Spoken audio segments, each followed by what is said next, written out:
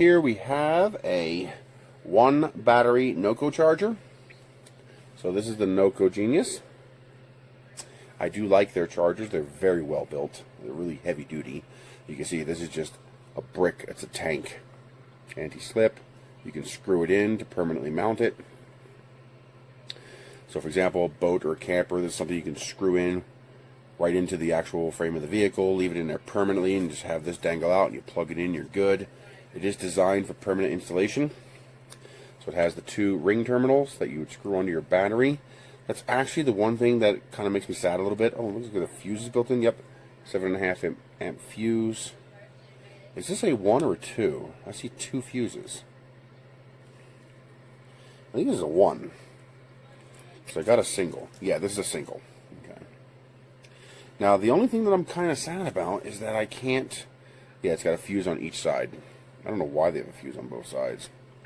They know what they're doing, so they must have a reason. The only thing I don't like is that this is not removable. So I can't pop this off and put, for example, a pair of alligator clips. Because this is a nice 10 amp unit, I think. So it'd be nice to be able to have alligator clips and connect it to whatever I want. You know, just as a keep around the house. Heavy duty, I know is going to last in 10 years. I know this is going to work. Battery charger. But I get it. This is designed for permanent installation. It's fully waterproof. You can change modes for the type of battery if it doesn't auto-detect. It also has a force mode. So if you are familiar with battery chargers, you know the fun of trying to charge a dead battery, like a battery that's actually dead. Now, half the time the battery is destroyed when that happens. But other times, you can revive the battery. I mean, the battery is definitely going to be damaged, but it'll still function. It'll still work. It still has enough power to start the car and whatnot. But the charger won't charge it. You got to find you either have to find yourself an older manual charger that will charge no matter what, or you have to get a jump box or a second battery to connect to the first battery, get the charger going. Then after a few minutes of the charger going, which will bring up the voltage of the dead battery, you can then disconnect your jump box or second battery, and it will continue attempting to charge the battery. It's a pain in the butt. Well, this has a force mode. You press and hold, and it will force charge. It basically puts it in manual mode. It'll actually put out voltage, whether or not it detects what it's supposed to or not, and allow you to charge up those dead batteries, which is really nice. And this is heavy. Jeez. That's got to weigh 2 or 3 pounds. Yeah, it's got to weigh 2 pounds. It's a pretty heavy little unit. Hard points to screw it in, to attach it with bolts or screws. Really nicely designed rubber to help for anti-slip, keep it in place. Nice, good tension relief, strain relief on those output ports. So here is your AC in, your 12 volt out. Is this one 10 amps? No, this is 5 amps. So this is the 5 amp one. I have a 10 amp one as well. So this will put out a 5 amp continuous charge. It's automatic. It has maintenance mode, so to go into maintain mode and keep the battery topped up without overcharging it. Well designed. I got 0 complaints. I love their chargers. I'd love to know why it has a fuse on each one. That just seems odd. I don't know. I mean, it has a fuse on each line. I'm assuming there's a fuse in here too. Yes. So there's a fuse on both ends. It's got a fuse on the positive and the negative. I guess there's a electrical reason. I'm not an electrician, so. But yeah, good charger.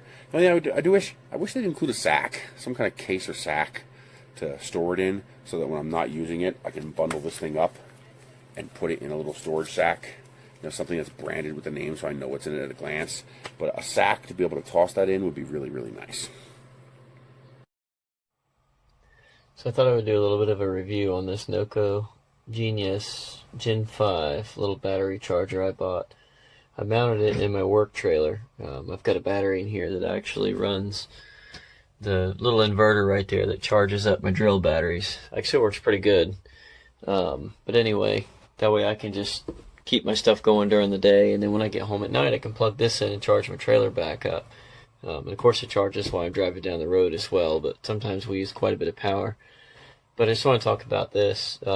This little NOCO charger, I was actually very impressed by the packaging. It actually looks like something that you would buy that's very expensive, like a phone or something. The packaging was very nice.